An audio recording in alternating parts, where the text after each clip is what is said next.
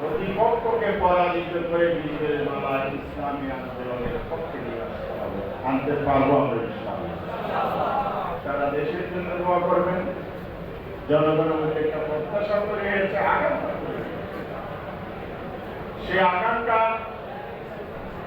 যেন আল্লাহ তাআলা বাস্তবে রূপ দান করে, সেই দোয়া করবেন। আমরা তো সারা দেশে ঘুরে বেড়াই,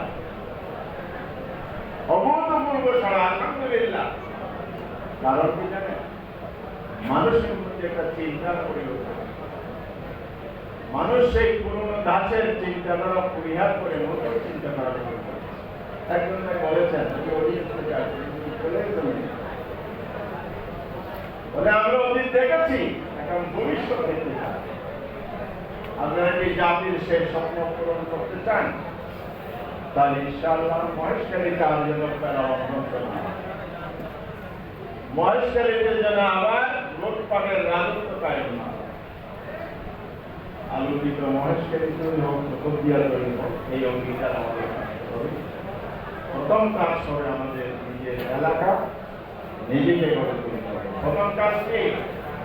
আপনার এলাকা, আপনি পুরো মুশকিলের দায়িত্ব নেওয়ার দরকার নেই। আপনি আপনার এলাকাটা গড়ে তোলেন, সবাই নিজের এলাকা গড়ে তুললে পুরো মহেশখালী গড়ে তোলা